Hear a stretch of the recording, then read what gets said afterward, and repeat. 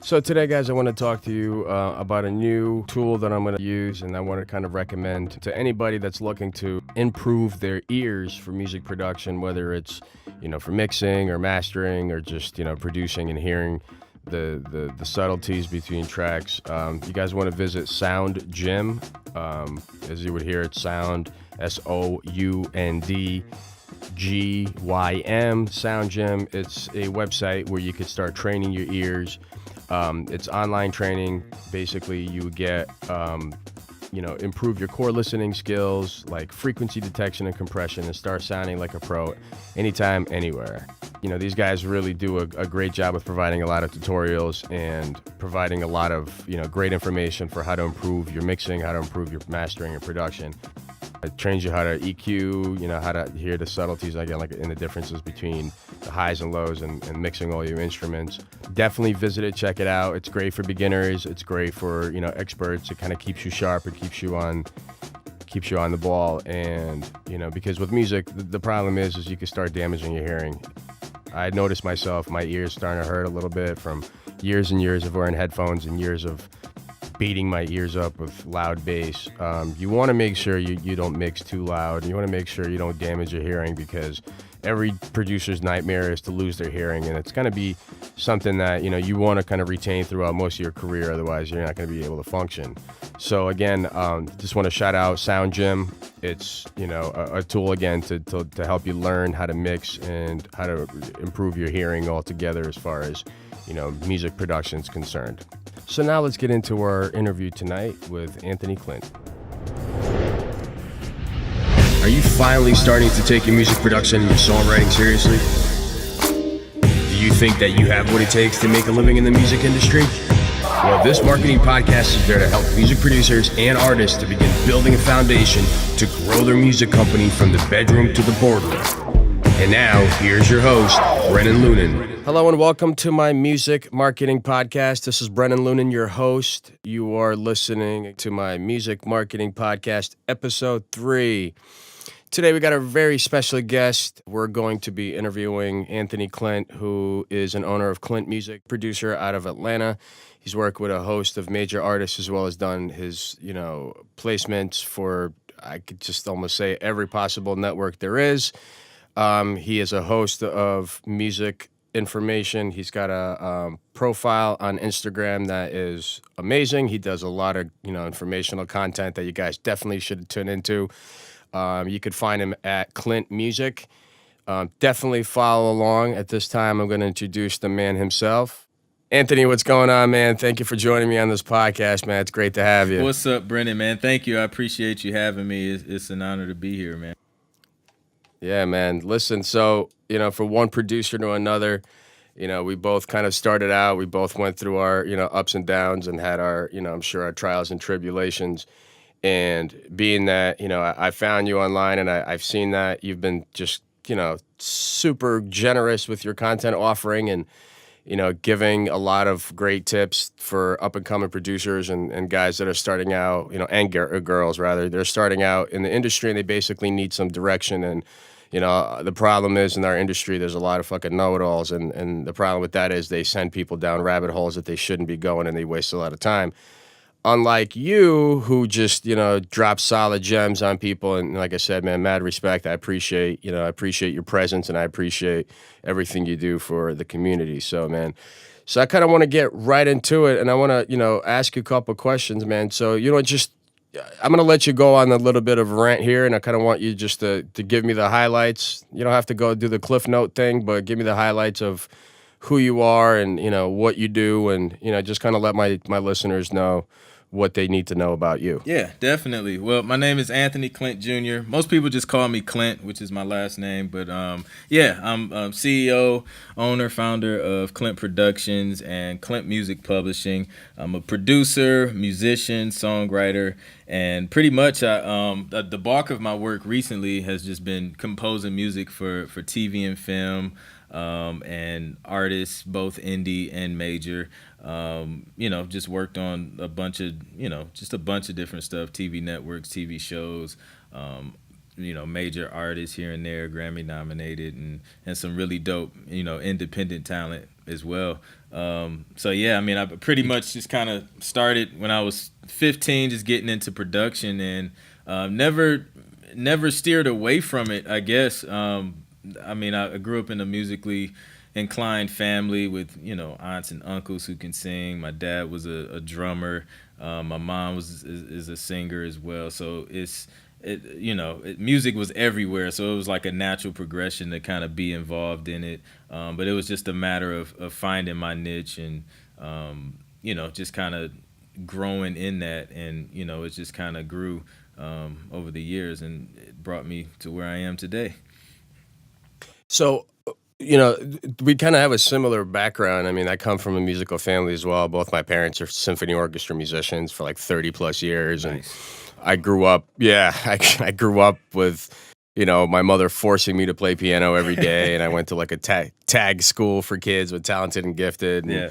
I was playing piano since I was like 3 years old. So, as far as your upbringing, you said your family was very musical. So can you tell me a little bit about your experiences kind of growing up around your family and what kind of stuff they were into and how that affected you? Yeah, definitely. So I grew up in church. My parents were pastors, so um, like my mom was always singing like praise and worship and in church and working with choirs, and my dad, he grew up in church playing drums before getting into the ministry, and I was always trying to. That's why you're so good. That's why you're so good. Because the church thing, I know a couple cats. Church is like the school of music, listen, man, for sure. You learn like I get the type of church I grew up in, man. Like, cause gospel music, man, it's infused with so many different genres, which makes it. Love it. It makes it so much easier for me to jump from one genre to another because it's all infused in gospel. So, yeah, super rich musical background. But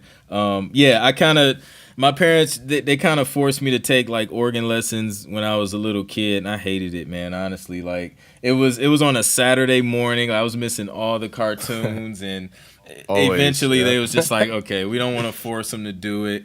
And sometimes they would. This is child abuse. Yeah, I know, right? This is child abuse. So For sure. yeah, so they would, sometimes they would throw me on the organ in church and just let me fiddle around. And I wanted to stay on drums. I really loved the drums.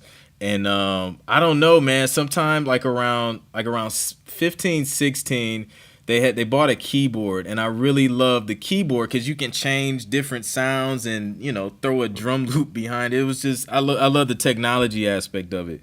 Did it have speakers built in? Oh yeah, it had the built-in speakers. Oh yeah. We're not gonna hate you for that because I always clown people. I'm like, if you got a built-in speaker keyboard this day and age, like you really can't call yourself a producer anymore. But that's just. I like to talk my shit to make people uncomfortable. Yeah. So I started with the built-in speakers, and yeah, man. Then I ended up falling in love with it. So yeah, like that's my upbringing, man. Just being involved in the church, gospel music, Christian music, and then just branching out into other genres from there. For sure. Yeah, I mean, like I've personally, I remember first time really getting. Because I was born overseas. I was born in Belarus, so I'm not really. I grew up here for the most part, but I was 10 when we got to America, so I didn't really. We're Jewish, so the church wasn't really our thing. Okay. But I heard gospel music, and I was like, damn, like, I have this like part of me that's like the soulful part, right? Like I really, really enjoy jazz and soul music and funk and. I listen to, metal and stuff like that. But I mean, my heart has always been with like the funk, you know what I mean? It's always been on that, the pocket and, like anything that was just like, that makes your face screw up and just, that's nasty right here. So that's what I grew up listening. And then like, when I was, coming up in the 90s and stuff with guys like Kanye and doing all the sample chopping and stuff and grabbing all the Motown records and, Stax Records, Blue Notes, all the stuff like that. Like, I was like, damn, this is something else, And I was listening to Mos Def, Common, like all these type of like conscious brothers that were, really using a lot of those type of beats. It just became my favorite, and I ended up started to work on it myself. But as far as you go, and having the background that you have, with soul, when you started producing R&B and you started working with, actually, who have you worked with? Can you name a couple names? Drop some names, brag about it. Yeah, Tamar Braxton. I did quite a few records on her Christmas album. We flew out to New York and worked on that, so that was pretty cool. Did some stuff for Case, which is another classic Yeah, R&B. well known. Yeah, yeah. Well known. We actually, it's funny. I work for a company right now. I don't know if I told you. We tour mostly African American comedians. So I work for a company Okay. or a comedy tour production. So we work with like Mike Epps, Cat Williams. I'm working with Martin right now. Dope. Yeah, no, I'm like, oh, it's like my favorite. Yeah. So we did a show with Casey and JoJo, Avant, and like all them like Nice. Panty dropper like Yeah. R&B singers that make your chick want to leave you right then and there. Yeah, Like exactly. all those dudes. Yeah, we've done a few shows with them, and it's like they're, you hear them singing. And I always get a kick out of it because you hear them singing, and they're like, like sweet, and I guess whatever you want to call it, like sultry. But then those dudes in real life, like they're like rappers, man. They're like raunchy and rowdy. Yeah, It's exactly. fucking fun. Exactly. You don't expect it because they're serenading you 1 minute, next minute they'll thug you out. Like they'll get in your face and demand their money. Like it's not to be confused with anything soft. Yeah, don't get it twisted, man. Yeah, can't get it twisted. Not at all. How did you get into how did you hook up with those dudes? Because people want to know, like, how do you approach major artists? Like what do you have to do not to look like a fool and not to also be stepped on, you know what I mean? Man, it's about relationships, man. Honestly, the whole thing just kind of snowballed. So it was some years back, a songwriter TC, who was written for Brandy and J Lo and Justin Bieber, all these crazy phenomenal artists. He threw out a contest to do a remix to this record. And, I was just sitting at home like, oh, man, that'd be dope. Like, I've always admired TC and, his skill and his gift for years, even, just coming up as a producer. And I did the contest. I ended up coming in second place, but he loved the remix so much that he posted it anyway and, gave me like a huge shout out and posted it on his YouTube. And he loved it. Everybody loved it. And then we continued to kind of work on remixes together because he just liked the vibe and the live feel that I added to the tracks. So we were doing remixes, and while that was happening, an A&R had heard that original remix from the contest, and he had reached out to me and was just like, yo, we're working on Case's project. We want you to do some stuff for that as well. So I was like, dope. So that relationship kind of started, and then, that got me the placement on Case, and then TC reached back out. He was just like, yo, we're working on Tamar Braxton's Christmas album. And, we got a couple. Those make money too. Like those Christmas records every year, or man. Kid stuff. Yep. So he was just like, yo, like these are the covers that we're working on. Here's the first one I would like to work on. Just do your thing, send it back to me. So I did that and sent it to him. It was what was it? Have Yourself a Merry Little Christmas. And then he sent it to Vince, and Vince loved it. He was just like, yo, fly him out to work on the album. And then like literally, if I'm not mistaken, it was like the next day or so, they flew me out, and then we did a few more records for that album. And then, yeah, man, it just kind of snowballed from there. And then we ended up doing a Christmas song for Dondry as well, me and TC. Did you have to quit your day job for that to happen? Like, did you? No. Did they tell you like, like you got to fly out? Like, boss, listen, I gotta go. Like, so at the time I was I was playing. The only thing I was doing was just playing keys on Sunday. So that was where my income was coming. So I really only had an obligation on Sunday morning. So we worked it out to where, I just flew out through the week, and then I just came back, to be able to play for Sunday. So it worked out, during that time. So I was grateful, man. It was a great opportunity, a huge blessing. Now you told me you're from Atlanta, so are you like from Atlanta, born and raised, or where you from? No, nobody in Atlanta is born and raised here, man. Right, right. I don't even think Atlanta existed until people moved there, right? Yeah, they Exactly. brought parts of their old cities with them and stacked it in Atlanta. No, but I'm dying to go down there, man. I'm dying to have some. I mean, I know people everywhere, but I'm like not necessarily like friendly enough with some of these people to just like crash the couch. You know what I'm saying? right, So, right. but yeah. I mean, so you're in Atlanta. Where are you from? Like I said, where are you from originally? I'm from Ohio, born and raised in Toledo, Ohio, originally. Okay, cool. Yeah. And you ended up in how long you been in Atlanta now? Let's see, since 2011, it's about 7 years now. And there's just like you moved there for the music thing, right? Yeah, Mainly, definitely. I'm assuming. Yep. And so what do you do, like, what's your day-to-day like? What do you do as far as, your music career is concerned? How do you actually go, like, give me the Anthony Clint day, I guess, from, waking up in the morning, having your coffee and whatever it is that you eat and snack on, and how do you get started? Yeah, definitely. So I do IT work during the day. So I wake up, I do that depending on who needs their computer fixed or whatever. I'll go take a few calls, and then I'll come back home, take a power nap for about 30 minutes to an hour, and then I wake up, and then I'm on the grind as far as music. And usually so I guess I'll start like Sunday. I kind of work on just content, and then like Monday through Friday, after waking up from the nap, I'll come down. Depending on which day, I'll work on either TV. Gotta have your nap though. Yeah, I gotta have. Gotta have the nap. Yeah, that's for sure, man. To share my little medical background, like I gotta go for the sleep study because I can't sleep. Like I can't.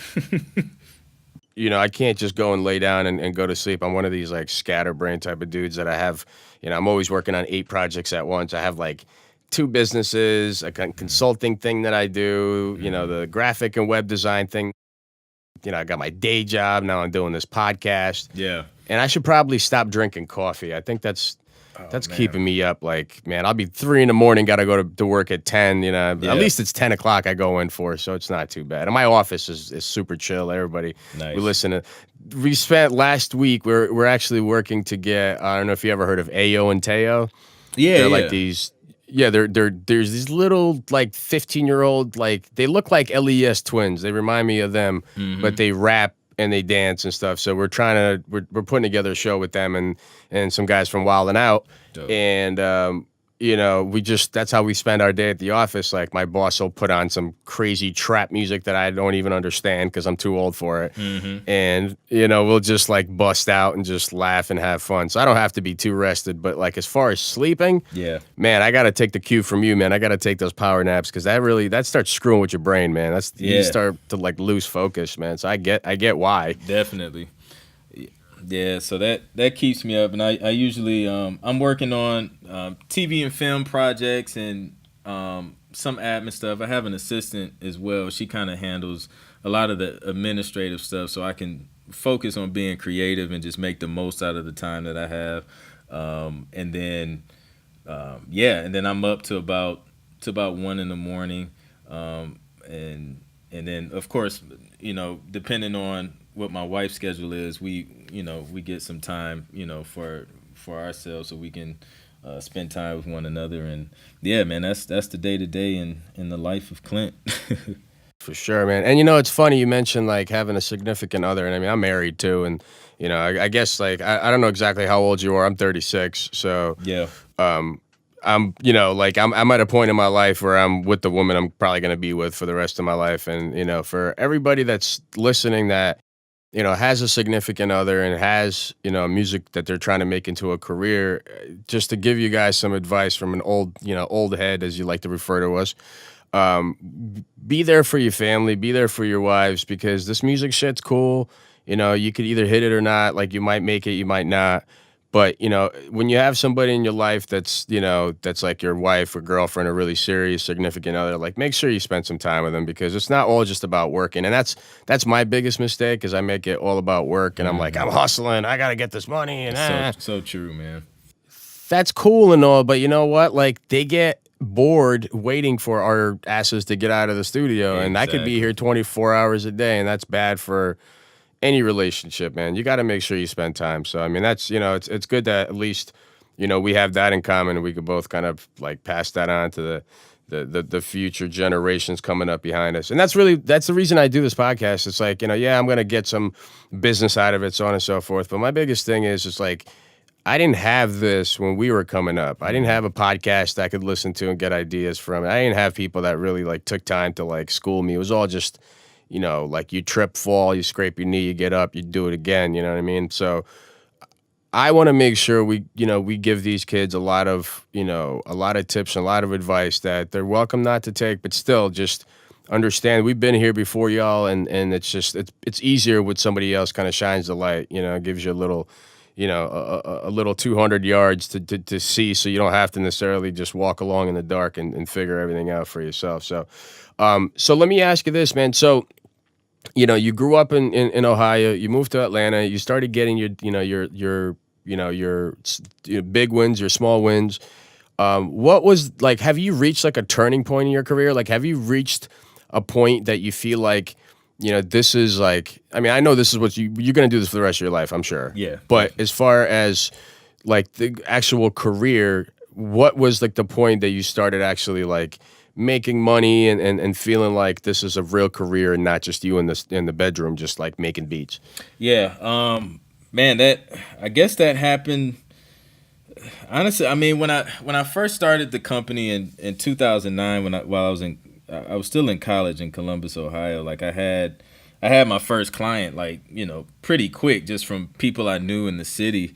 So I was always working with the artists and always kind of making money, making music. So I knew there was money to be made, and I knew that, if I put the work in, it can grow into something significant. I think the turning point as far as where I want to focus and what area I would like to make most of my money from music in kind of happened maybe like 2-3 years ago, once I really started focusing on music licensing, which is, producing music for TV and film.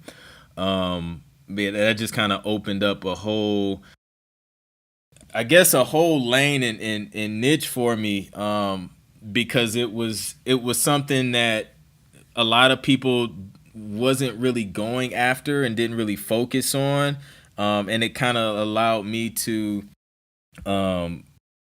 share my journey and also help and educate other people as far as music licensing is concerned. And it just kind of took my business to another level as far as consulting and coaching producers one-on-one, and doing webinars and interviews and all types of things, man. So yeah, like these last few years have just been super, super dope, as far as career wise. I feel like now I'm focused. I know exactly, where I'm trying to go, what I want to do. And it's just super clear, and all the doors are opening up within this lane. So I'm super excited about the future, man. And it's funny because like I got into the placement game myself. I would say I was selling cars. This is like a really funny story. I mean, I don't, if it's funny for me, I don't know. It's funny for anybody else, but I was working at I basically came up as a salesperson. Like I was, selling everything from cell phones to cars to appliances. So I've sold damn near my soul, you know what I mean? And it's, thank God I never got to that point, but I've sold everything. Yeah, no, I'm not trying to sell that. That's just mine. But I was working in a Verizon store, and we had a car dealership, right next to us. And the car dealership was a Ford dealer. The Ford dealer owner was like super kind of famous locally. And like, even, he was famous on, I guess, regional scale. He used to own like 5 dealerships and just ridiculously rich. So he comes in and he comes in with his hot daughter, and I've started like kind of like low key flirting with her, but at the same time, daddy's standing right there. So I'm being on my I'm on my best behavior. And I sell them both a phone, or 2 phones rather. They're like a family plan or whatever. And so he's standing there and he's like watching me, and his name is Bob Thomas, one of my mentors. I love the guy to death. He basically like standing there and he's watching me, and he's like, "You should come sell cars for me." And I'm like, Bob, I'm not gonna sell cars for you. I don't want to sell cars. I don't, you know, I don't. I want to earn like money. I don't want to just not make any money and work for you. Like I know how car sales go. Yeah. So he's like, no, you gotta. So then you know we're talking or whatever. He notices all my tattoos, and all my tattoos are just music themed. Like it's I got a fader on my forearm. I got all these music notes and everything. So he's looking at it and he's like, "You're a musician, huh?" And I'm like, "Yeah." He's like, "I got a guy you need to meet. I got a guy working for me, and he does music for TV and film." So I'm looking at him. I'm going, "Oh shit!" Like really, like, and I'm imagining this like old white guy, who's like into producing for like I don't know, classical music. And I don't know what I was thinking, but I got in there. He introduced me to a man that I basically consider like a big brother. He was a finance manager. His name is George Kloman, and he started like we were talking or whatever, and he's like telling me who he's working with and what he's doing musically, and I'm like my jaw dropped. I'm like, wow. He's like, yeah, we work with NBC, MTV. We have placements with HBO. We just did the Medea movie soundtrack, the theme song. We did all this other stuff, and I'm like, damn, like, Wow. and yeah, so he introduced me to a guy named Fred Sargolini. Fred owns Patriarch Recording. Fred has like over 3,000 placements and happens to be one of my favorite DJs from like back in the day. So the way that like we've connected, and he's like kind of famous. So I was kind of like, I'm not really starstruck ever, but I was still kind of like, damn, like I used to go see this. I used to pay to go see this dude spin out. And, so he kind of put me down and he started listening to my tracks and being like, dude, like you really need to start working with us. So he put me down and we started doing placements together. And so basically that all being said, how did you get into the placements? Like how, and a lot of people ask me like, and they expect this grandiose story about how I like kicked the door into some like placement agency and bum rushed the desk and was like, here, take my, Yeah. it wasn't like that at all. Like, how did it happen for you? Yeah. So back in college, man, I met a buddy of mine's who he's now like a music supervisor and things like that. But at the time he was composing and he had hit me up on MySpace and was like, yo, you're dope on keys. Like I want you to play on some of my stuff. And he was telling me like that he's making music for TV and film. And he was telling me to check out like taxi.com and, sign up to pitch music for TV. And at the time I was like, okay, that sounds cool, but like I was still ignorant. Like I was in this mindset. It's like I'm trying to be the next Dark Child or B Cox. Like I'm trying to focus on these major artists, and I didn't really pay it that much attention. But some years down the line, man, it kind of I don't know. I kind of circled back around to it because I was at a point where I was just really, really serious. I'm like, man, like I need to start getting this music out. And so I revisited Taxi and signed up with that and went out to the road rally out in LA and learned like a lot. Like it really opened my eyes to the possibilities of it and met some really cool people.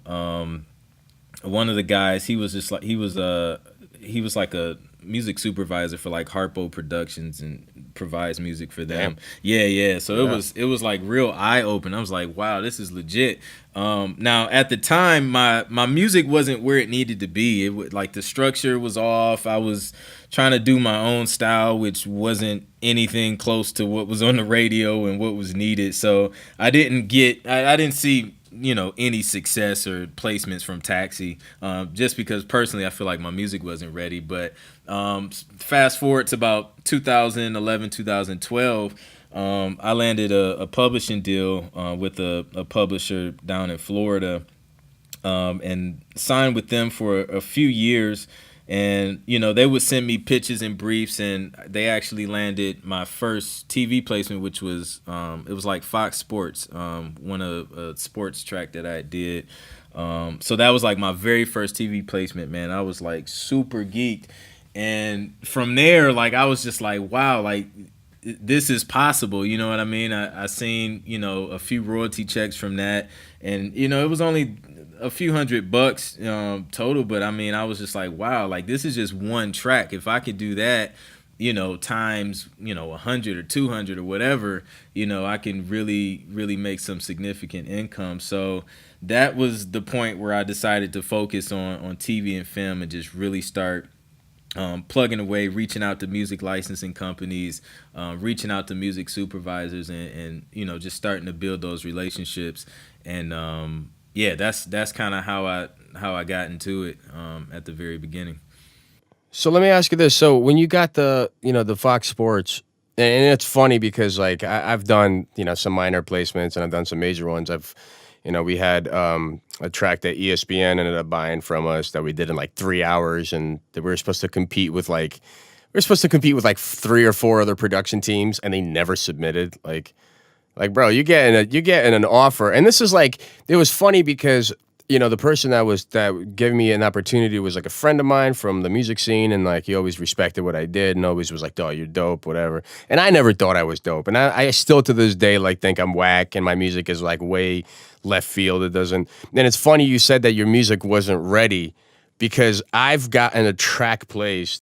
The track that I got placed was like 7 years old, and I don't even think it was mixed, because I got this nasty habit of like just making a bunch of beats, right, and just not going back to them.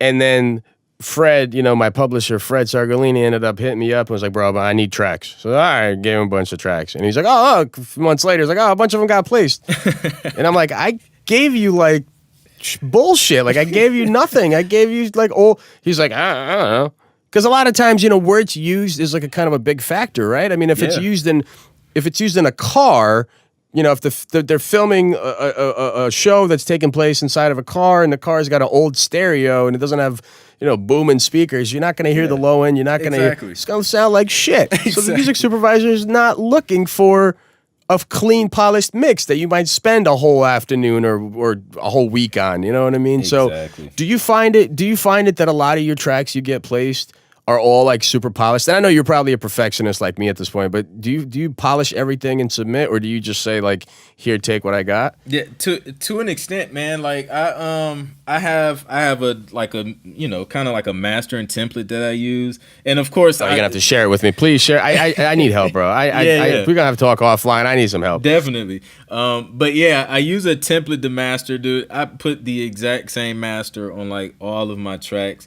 And I mix it, to the best of my ability. But I don't outsource and pay a bunch of money to get mixing and master. I learned how to do it myself, because like you said, like TV and film, yes, you don't just want it to sound just ridiculous, but if it sounds decent, man, if the volume's at a decent level, like they're not super strict on certain things. Like they're just not, as far because they're not going to play it through like big giant club speakers, right. So they don't care. Right. And it's going to be underneath somebody talking anyway, and they don't want the focus to be off the dialogue. So yeah, it's not as strict as, working with an A&R for a major artist who's just like, "No, this needs to hit this way, or this needs to sound," it's just not that serious.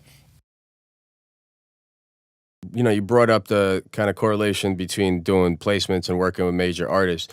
So my thing has been lately that I've been kind of like, and I spent so much time in studios and working with, literally like drug dealers, and I don't like, these dudes was not musicians. And I'm not saying that they were like drug dealers, but they were, because most of them either had a gun on them or had a pack on them, and they were just getting off the block to kind of like come in the studio. They would pay for like few hours just to like get off the block and not go home. They were young. Yep. They wanted to sit down somewhere and like, "Hey, look, a studio, great. Like, let's go record." Yeah. And I've worked with some fucking terrible artists. There was this, I don't even want to talk shit about these dudes, but there was just this group that came in, and there's about 30 of them dudes.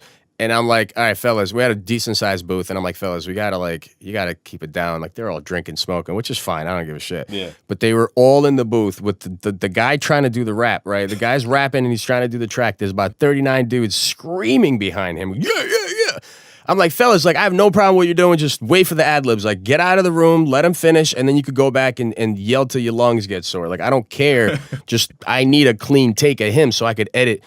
They either were not listening, didn't care, like, "Fuck you, white boy." Like, all right, whatever. Right. I'm cool. Like, I'm like, all right, this is what you're going to get then. I've been forward with you and whatever. So after like a year and years of that, I kind of got to a point that I said, like, this is just not working for me. Like, I'm not an artist kind of producer. And I think like whoever's looking, and I'm not very religious, but whoever's looking down on me decided like, you know what, you're not an artist kind of producer, so we're gonna throw you in, a little bone with the placements here. And so what is your favorite, like, and I know maybe artists might pay you more or whatever, there's more financial gain from that, but as far as like your choice between artists and doing placements, like if you could make enough money out of either, what would you choose? I would do the TV placements, man. Like, because now, I mean, I always love the creation process, the creating process of creating full songs and records. And you can do that with TV and film as well.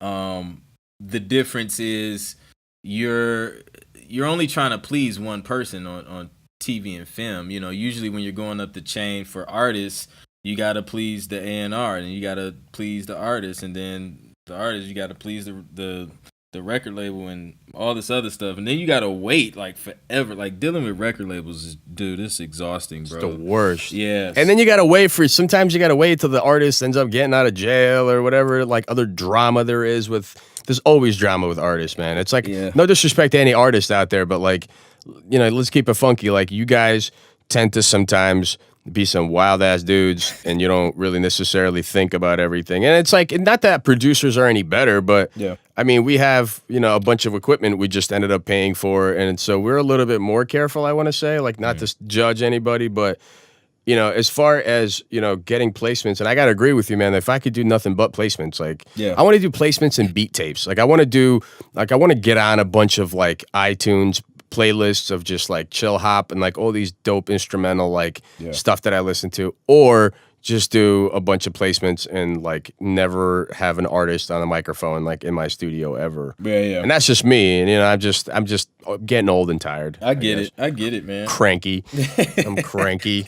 But and another thing too, I noticed that, and correct me if I'm wrong, but I noticed that as soon as I started doing placements, right, and as soon as I started putting things on my resume, and I got two resumes. I got my marketing, my sales marketing resume, and I got my music resume. And my music resume got hits on it, like not like hits, but like tabs, like I got bullet points. Nice. And I noticed that when I did the placement thing, like you mentioned consultation, and I do enough of those.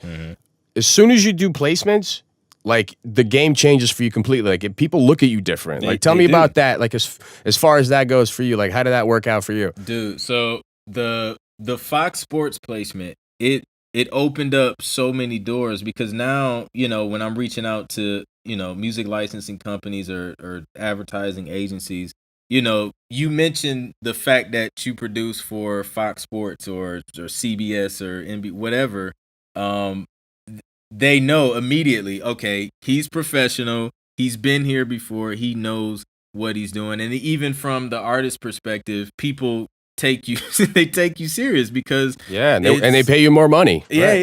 And it's I mean it holds weight. And I was telling some other producers, man, because some of these reality show or like the cable networks, they don't pay a lot of money in royalties per placement. They don't. And they don't. What I was telling them was just like, okay, you may only make $1.23 for this.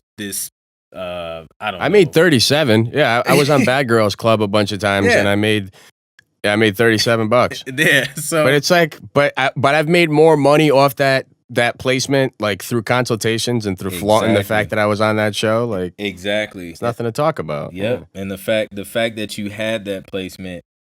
You can exploit that to generate more business, generate more revenue, and you got to be smart with it, man.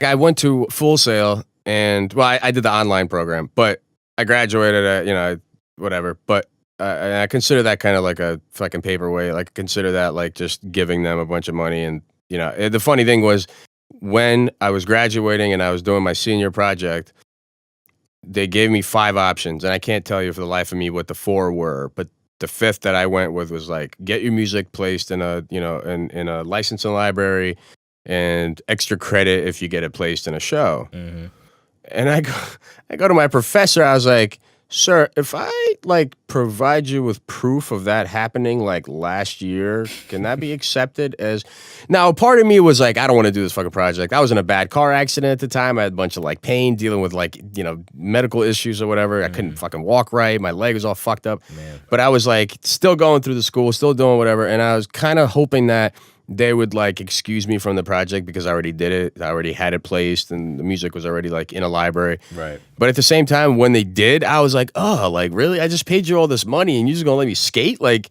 Man. like you're not even gonna make me like you're not gonna even make me go do the project? He was like A+, like, there you go.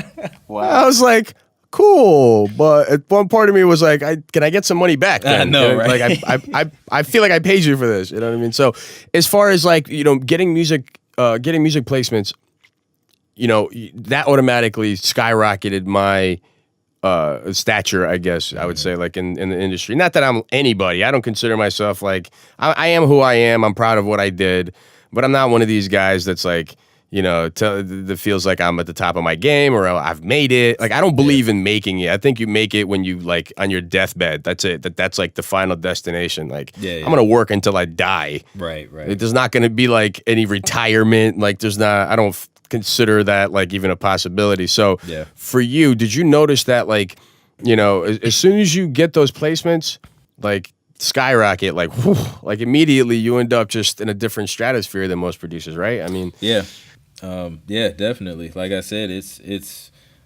a major network. It's a cable network. It's something that everyone is familiar with, and when it's almost a form of social proof. Except it's way larger than just social media. It's a form of social proof, and human beings, as we know, just love social proof. Like, so yeah, man. well, it's like word of mouth. I mean, that's kind of like, you're a marketer, I'm a marketer. We kind of do this thing like besides music. And that's another thing I wanted to talk to you about. So let's get into that portion of the podcast. So I wanted to talk to you about this.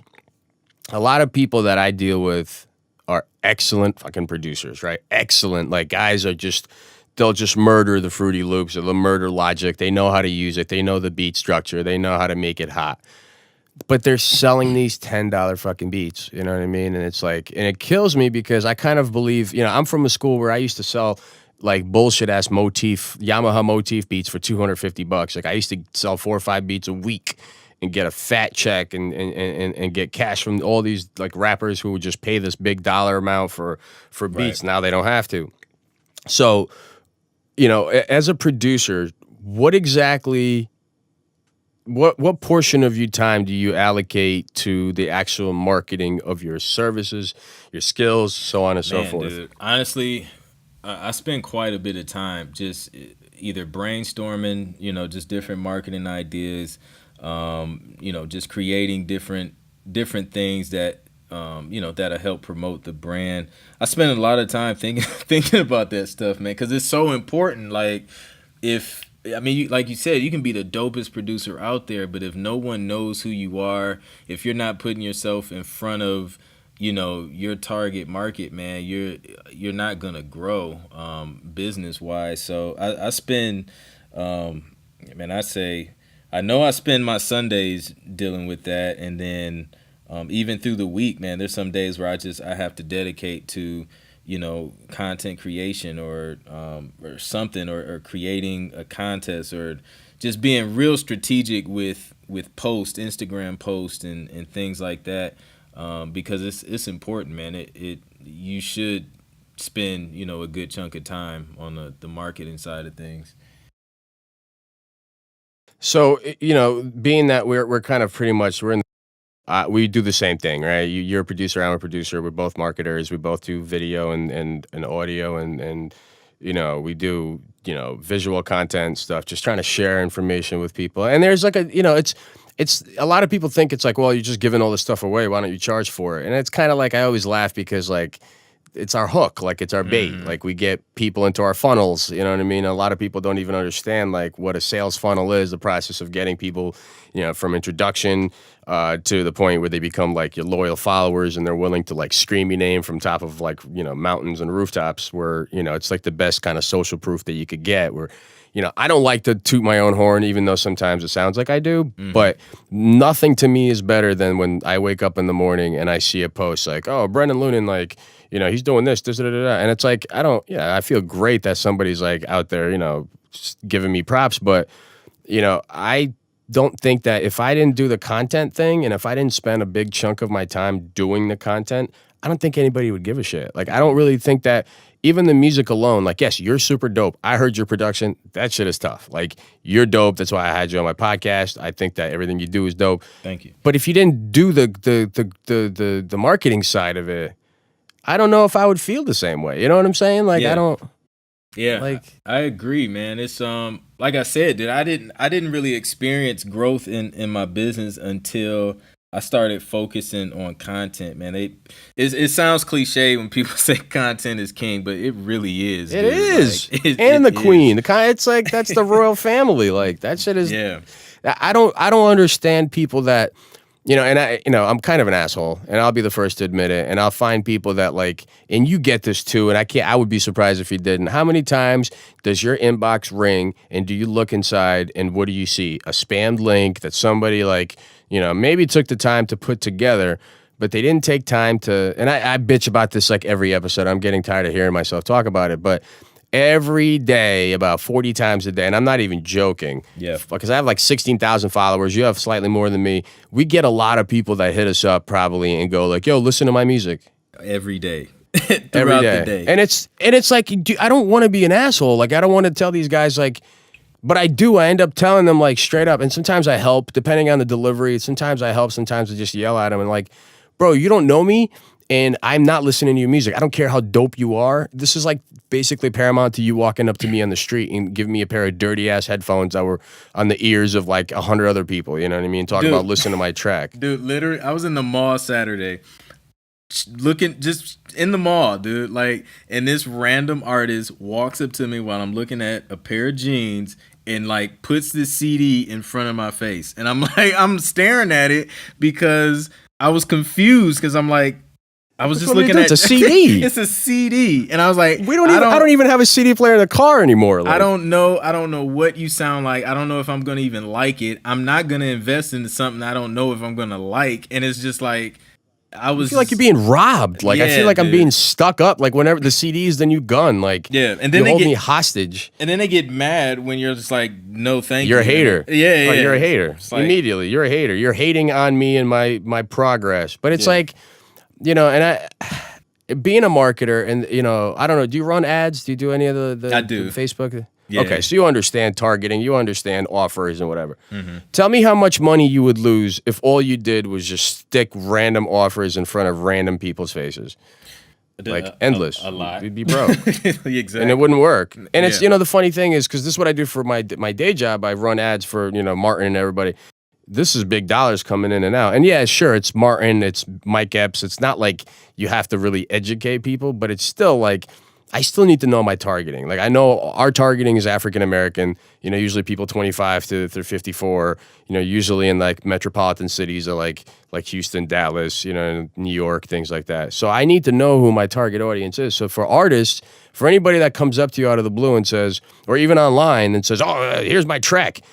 Bro, you don't know if I listen to your type of music, if I care about your type of music at all, if I don't even like your type of music. Like, you don't know anything, and you waste time. You waste my time. You make me angry. You make me like feel like I'm cornered. Like, I feel like, I'm a honey badger. I got to start clawing my way out of a corner and insult you, and just do the right way. Do it the right way so people don't feel like they're, accosted by you. Like, it's crazy. Yeah. And I don't understand, like, people just continuously like this. It's like a broken record, man. It's like, it's crazy. Especially so, even when we post on social media, do not do things this way, and then they do it. And they go in your freaking comment section, and they're like, "Yo, great." What my favorite is now is like the auto posting. Like, I tried that for like 5 seconds, and I was like, "This is fucking terrible." Yeah, I like the the automation and like the bots and stuff on Instagram, as far as like, you say, I want to like these type of hashtags or whatever, and you like, and people follow you, or you do like follow and they follow you back. Not like asking people for follow, but you know how these things work. Right. And that's one thing, but I never use the auto post. Like I never use like, yo, that's lit. Yo, check out my profile. Like that shit kills me. Like it's so impersonal. You're trying to sell. Like this is the thing. People don't understand, like marketing, advertising, and sales, there's nothing different between all three except the delivery method.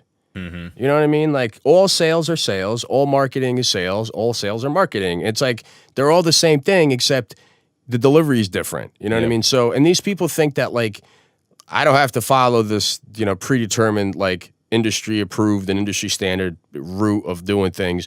I'm just going to cut corners. I'm going to jump into inboxes. And it's like, again, I'm sick of talking about it and I'm sick of bitching because I sound like an old man. But I haven't talked to anybody else about it really on air, so I kind of wanted to bring that up to you and so make you angry about it, and we could both be angry for a second. We can vent to one another about it. Oh, it's like this suddenly became a support group. Right. for like offended old producers.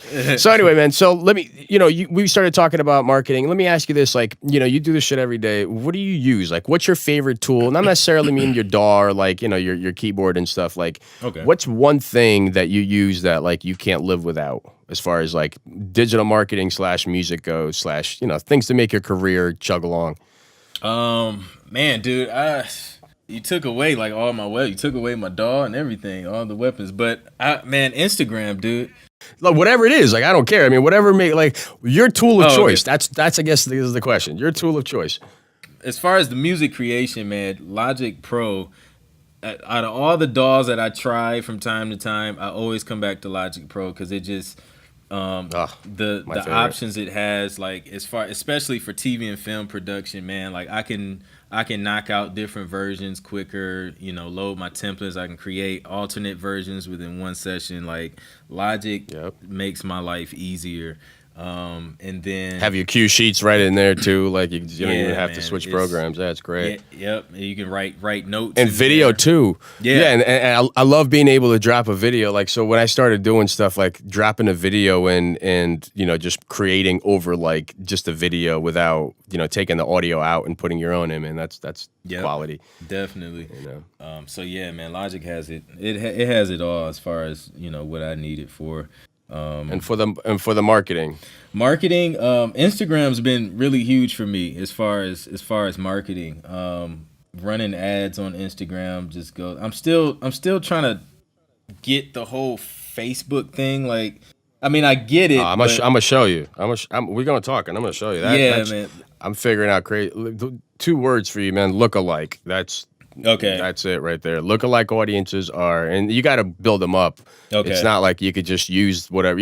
Like a lot of mistakes I made with Facebook is I would take, a custom audience I would make that would be like, if somebody went to this page and then went to this page and then didn't buy, that was my custom audience, and I wouldn't even let it like run long enough to season the pixel. I would just like create a lookalike audience and jam it in there, and I'd be like, this isn't working. Okay.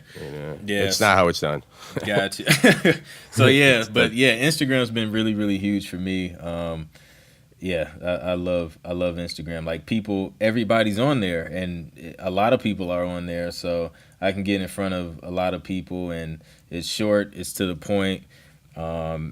And then honestly, man, dude, even a lot of support just from, I get a lot of inboxes of just, questions. It's almost like another form of customer support, man. People hit me up on Instagram a lot. So you have a great page. Like I love what you do with your, when you use your picture and like in the background and you put like, text over it and you ask questions and stuff like that, man. Like that's what kind of drew me in, because I really look for patterns in people profiles. Like I look at, if your profile has kind of all over the place, like, your content is like not really relevant to what it is. Like you could put memes and be funny. You could put serious content on there. You could put whatever. Right. But like a lot of dudes will just stick like half naked chicks in their account, or they'll just put fight videos. And I'm just like, bro, are you like, what's going on here? Is this random, random like thought stream? Like, Or are you trying to tell me something about yourself? Like, what do I do? Like, what do you,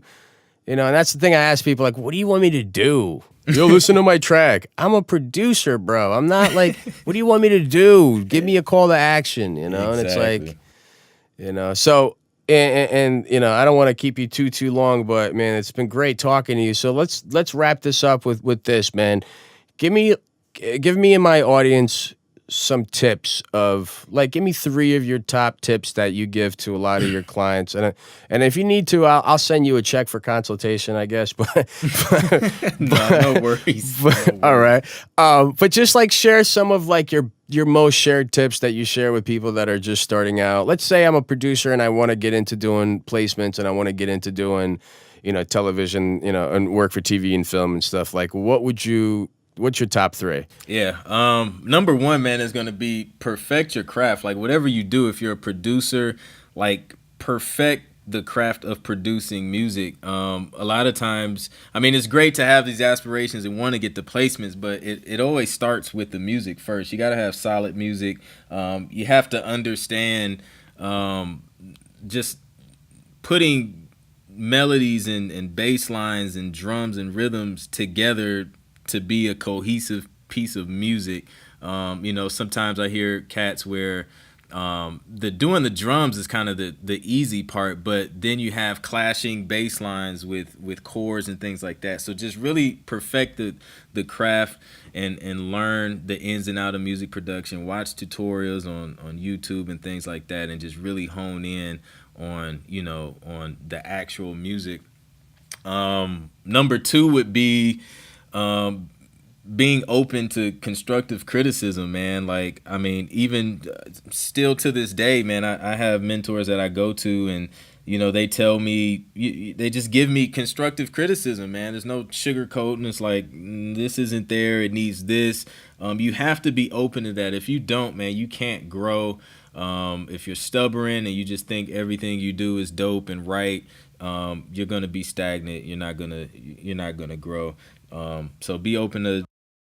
Sorry, I didn't mean to interrupt you. I wanted to throw that because you're talking about mentorship and working with people, and I had like this little like light bulb came up. Mm-hmm. I always say the same thing to everybody that I talk to. I want to be the dumbest person in the room always. Yeah, definitely. Like, I don't want to be the smartest guy in the room, like, ever. So to kind of chime in on your point, like, be the dumbest person in the room and like shut your fucking mouth and just Yeah. like listen to like OGs and listen to people that have been there, done that. Otherwise, like, what are you there for? Just to be around them? Like, I don't. This Right. isn't a popularity contest. Like, well, for some people it is, I guess. But so Yeah. jump into your number 3. What's the biggest tip that you could give? Number 3 is learn the business side of things, man. People day in and day out, they get screwed over because they don't understand the business. They don't know the business. They don't do paperwork, and that's where the money comes in, the business side of things. If you don't understand that, you're gonna have a hard time connecting the dots between the creative side and the business side, and generating revenue from doing what you love. So get that business on lock. And as far as the business goes, who are you with? And like, as far as your PRO, like, who, performance or rights organization, like, who do you use, and what are your opinions on, ASCAP versus BMI versus CSAC? Like, I know CSAC's overseas, I believe, right? Like, it's for Europe, I think, right? And then BMI ASCAP is here. BMI is broadcast musicians and whatever incorporated, and ASCAP is like American songwriter and something. But it's all basically there to get money that is owed to you for the work that you've done. And who are you with? I'm with CSAC. Oh, okay, cool. Now, am I wrong? CSAC is it American or is it European? It's American. Like they started in Europe, if I'm not mistaken. That's what it is. Yeah, okay. In the UK. Yeah, they're American. Why CSAC as opposed to like BMI? CSAC, I don't know, man. I just had like a more family-oriented experience with them, especially when they had their office here in Atlanta. Like, I was able to, they had events, and I would go in, be able to talk to, the office managers there, and the reps there, and they were just super cool, man, and just, had all types of advice. So yeah, CSAC, it just, man, it's more close knit, and I feel like they really had the indie producers and songwriters backs, especially here in Atlanta. They just really, just push for you to be the best that you can be. I was with BMI before switching over, but Oh, so you were. Oh, so you left BMI to go to be with CSAC. Okay, that's cool. Yeah. So because you can only have one. You can't belong to multiple pros. So. Right. As a writer, yeah. A publisher you can be with all, but yeah, as far as a writer or composer, you can only be with one.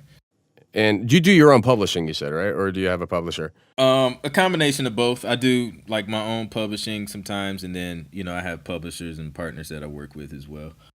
I'm going to need to have you back on the podcast one of these days. We're going to have to kind of dive into that side because, I mean, my thing is my whole game and my whole goal is to teach people how to actually break into that industry, not to kind of flood the market for ourselves, you know what I mean, and oversaturate. But I feel like a lot of producers that do sell these $10 leases and work their asses off to get $10 lease and some fucking stupid feature on some corny ass project. Mm-hmm. I feel like that's not only devaluing the game itself for the rest of us, but at the same time, I don't want to see people that really love music get disheartened and get discouraged because they're not making any money because they don't know. Yeah. So I want to kind of surround myself, with guys like you, and not even, I'm planning on having other guests on the podcast that aren't necessarily producers, because I don't want this to be just strictly production podcast. I want it to be more about music marketing and helping people to actually get their music out there and get themselves promoted and marketed correctly, so they're not out there looking foolish. They're not out there ruining,